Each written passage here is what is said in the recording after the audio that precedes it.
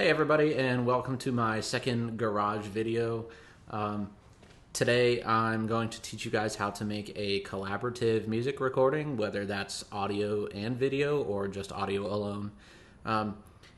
It's pretty simple actually, but one of the biggest problems that people come into is that they don't use a click track, and when they don't use a click track, they have trouble aligning music. And I'm going to show you exactly what I mean by that here in a minute.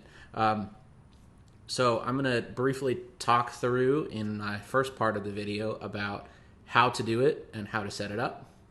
And then in my second video, after I do my recordings and the recordings of my colleagues, I'm going to show you guys how I put them together.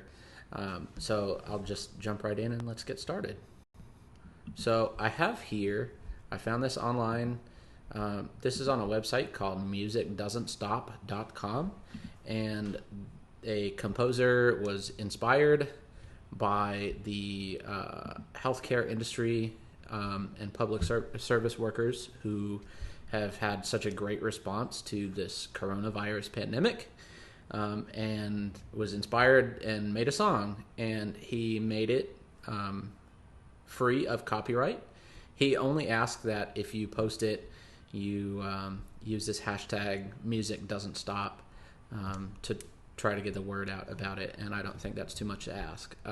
If you don't have to use the song if you try this on your own, in fact you can use any song, but I would caution you to make sure that you're making sure that you're following any copyright laws and not breaking anything, because that sucks. Okay, so I clicked here on downloads, and I have several things. He posted so many different versions of this because he wanted it to be as accessible as possible. My use today, I'm going to use this trio tab, and he has several options. B flat bass clef, which is most of you guys are not going to use. B flat treble clef, which is instruments like clarinet, bass clarinet, tenor saxophone, trumpet, etc. Euphonium treble clef. And then you have C bass clef, which is pretty much all low brass instruments. Bassoon. You have C G clef, which is going to be flute and like pitched percussion. Then you have E flat treble clef, which is going to be your alto sax and bari sax mostly. And then you have your E flat bass clef, which nobody's going to use. And then you have your F treble clef, which is going to be mostly for our horn players. So I'm going to go ahead and download the C bass clef part while I'm waiting, and you can see internet's a little slow while I'm streaming. Okay, so this is called Song for Health by Steven Verhelst. Okay. You can see that there are 3 parts, 1, 2, 3, and an optional piano part. The reason there's 3 parts and they're just numbered instead of giving instruments is, like I said, because he wanted to make it as accessible as possible. You can play with any instrument and several different arrangements of instruments: solo, duo, trio, quartet, quintet, low brass, quartet, octet. He just wanted to make this as accessible as possible. But I'm going to be playing the trio version. My 2 collaborators are going to be Mr. V and Mr. Gray from Aldine High School, and we're going to be playing that trio. Before we can do that, however, we have to make sure that we're all able to play at the same time. So luckily, this composer also provided for us a click track. Now, if you don't know what a click track is, basically it's like a mini recording of like a very basic part of the piece. A lot of times it has a metronome, sometimes it has a backtrack, sometimes it has an optional piano part.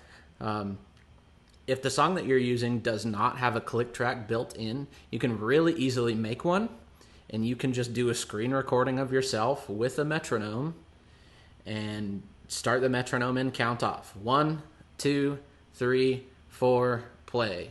2 or whatever, okay? And make sure the metronome keeps going as long as the piece that you're about to play. Then all you have to do is save the recording. You can export it as an audio file and send it to whoever you're working with. and then that's it. So luckily, he provided a click track for us. I'm going to click on that. This one includes piano.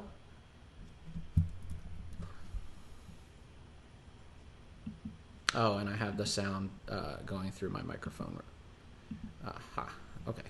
So this one includes metronome and piano, and you'll notice that when I push play, the music starts right away, which is why you need, a lot of times you'll make your own click track with a count off.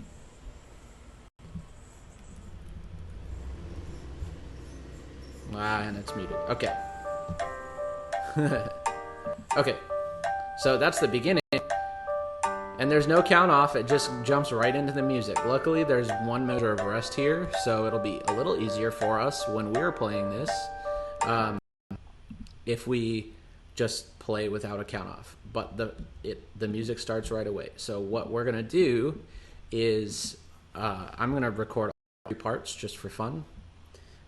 And what I'm going to do is I'm going to take out my instrument. I'm going to put some headphones on so the microphone isn't picking up the click track.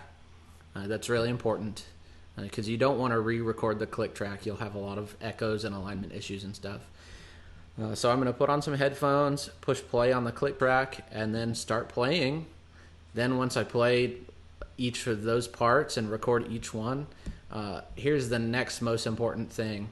A lot of people have a lot of trouble after they record because they put their recordings together and they get crackly sound. What happens is if you send a text message or email or something like that, a lot of those things that you use to upload or stream cellular, whatever, that will compress your video. And what happens when you compress your video is you also compress the sound, and you take out a lot of the high and low. So if you had anything higher than a certain note, it might come out as crackles, and same as anything lower than a certain note. So you want to make sure you're using something that doesn't compress your videos or audio. So I'll be using a shared Google Drive folder. Once Mr. V and Mr. Gray upload their recordings to that Google Drive folder, I will download them and they will not have been compressed, and then I can work with them and put them all together. So that's the end of this part 1 video. What I'm going to do now is I'm going to go ahead and record my own videos, and I'll record part 2, which I'll show you how to put everything together once I get their videos. So we'll see you in part 2.